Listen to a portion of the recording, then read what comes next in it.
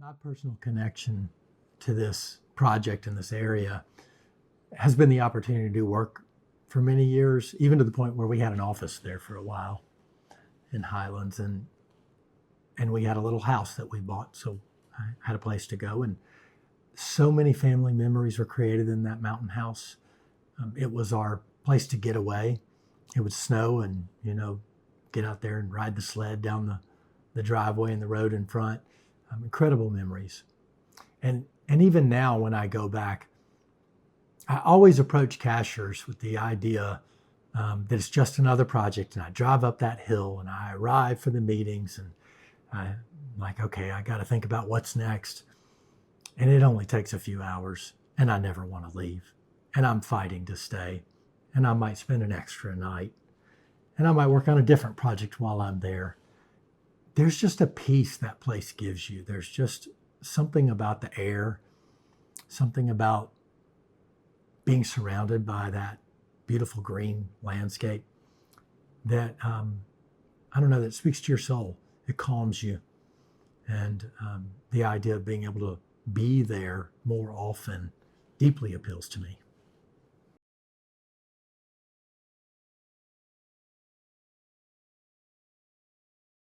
I've worked for so many different clients and developers over the years, and really none has taken to heart the responsibility of stewardship and care, the idea that this community should be a legacy that, far surpasses their touch on it. And then it's in essence a framework for what will become of it over time. And there's been so much patience in how that's unfolded. A lot of care and thoughtfulness has gone into every decision. It's happened anything but fast. What's really magical about that is it's not just been about how to maybe wrap it in creative answers or sensational ideas. It's been as much about editing, as much about pulling away from what we're doing to not take away from the beautiful nature that's there, the character of the place as it exists before we even started.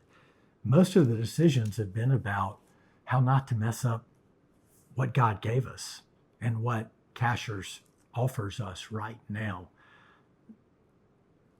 Cutting down the first tree and taking down a little bit of the first hill created amazing anxiety for the whole team because we were seeing the landscape change.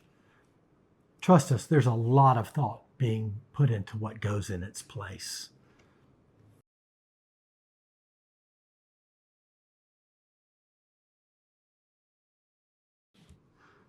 Creating a neighborhood in Cashiers is a challenging task because so many houses that are built today wreck the scale of the community around them that might have existed hundreds of years ago. They're busy or complicated, or they take on a very look at me kind of approach to housing design and development. And then you go up in the mountains and as you're driving into Cashiers, you're passing small farms, little hillside barns or sheds. The old houses are very simple structures, almost always one simple shape with one simple roof. But we are going to create these larger, nicer houses, medium-sized houses, small cottages. Do we do that in an empathetic way to what already exists? There have been many other communities that have created quite grand expressions of what those houses are, but they do have the benefit of usually being tucked up into the hillside on top of the mountain with great views. Because they're challenging hillside, they're very large lots, so a lot of trees help screen those houses. As we build more of a village neighborhood, it really calls for these houses to be close together on a walkable street with front porches. Now, how do you do that and keep the character of a mountain village? We're taking the idea that every single one of these houses should be the assemblage of small, simple structures. that each part of the house should be very easily identifiable as a simple building with a simple roof, connected by porches, by rooms that are transparent and glass, whether it's a little corridor, a stair hall, even a kitchen or living room can be glass and transparent and bridge to small buildings that might have a primary bedroom with bedrooms above, or maybe the large living room on the other end, or an outdoor porch tucked in and underneath it. So we're requiring that all the new houses that get built allow these small, simple structures to hold the edges, to put the private space and the parking behind the houses and on the inside, so that as you're walking down these streets, even though you're on a neighborhood with porches, it's not complicated. It takes a lot of restraint to keep it simple. We usually are encouraging the designers to edit and remove pieces, not add them. So the goal is to have fewer moving parts, having fewer pieces that come together to make the houses, to have a very obvious primary structure with very simple and identifiable wings that might lead to an accessory structure. Even if it's all one house and connected, our minds are looking for hierarchy and order and organization, and how those different elements get stitched together inherently makes sense to us as humans. It's related to our human scale. It's related to the idea of a head, a body, and arms and appendages. And we tend to confuse that in today's architecture by just pushing it all together, letting it get too large, or having competing elements that you can't quite tell what you're supposed to look at. We're trying to fight that by creating clarity and simplicity, limiting the number of materials. We see the materials in this community be really of the land and a natural extension of what was already there. The use of stone, a lot of wood, ideally in its natural form, timbers, roofing. We're allowing for wood slate roofs, but we also see that there's an opportunity for metal roofs. Those metal roofs, though, should be dark. Metal originally came from the use of zinc and very natural materials so that they patina and they change in color. So we're encouraging people to pick colors that already look like they've aged a little bit. Slate's an option. That's of the earth. The color schemes. It's really a range of colors that are all just like everything else, right from the flora, the fauna, the earth, the soil. And it should all blend into that color scheme as you step away and see it in concert. No screaming colors that might distract you from really the complete view of a village. It's kind of what we see when we go to Europe and other great places and you look at what's on the hill.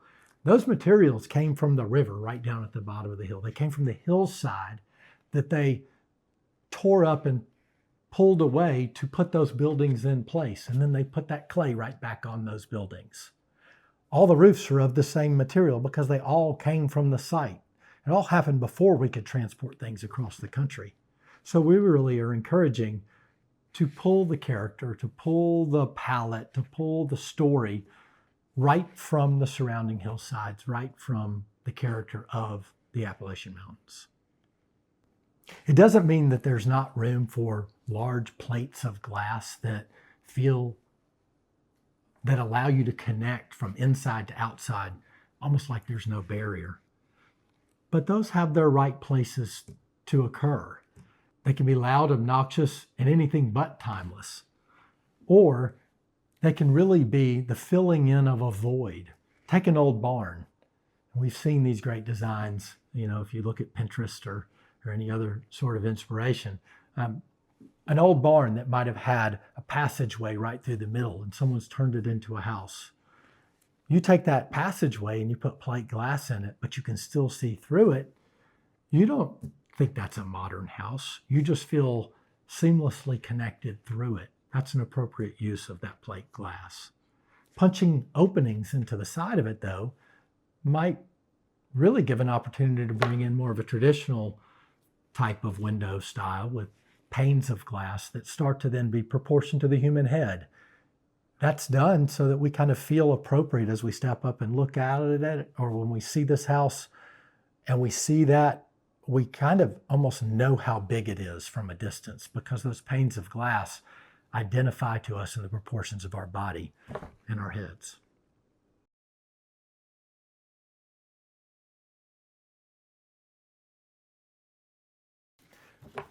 One of the primary goals is really to integrate wellness and healthy living into everyday life. So that really comes with helping people find rituals that allow them to stay healthy. You know, I've always found that diets might help me for a short period of time, but the only thing that really makes a difference is if I truly change how I live. And that has to be something that sticks. So we are trying to integrate into this development those things that help us be healthier. It's mind, body, and spirit.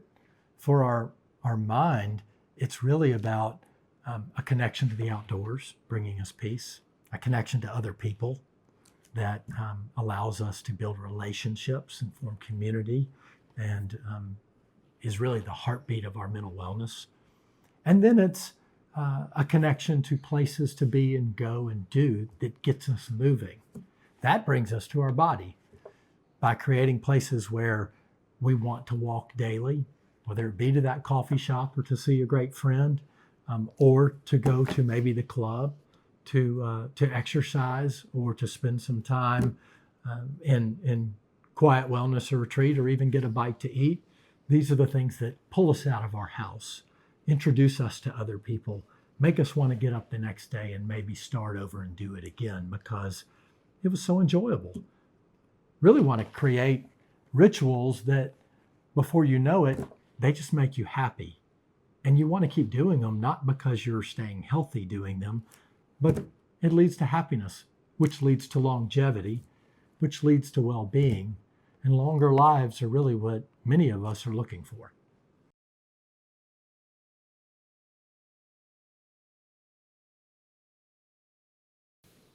My favorite part of this project is the opportunity to give this humble little town its very own mixed-use residential neighborhood.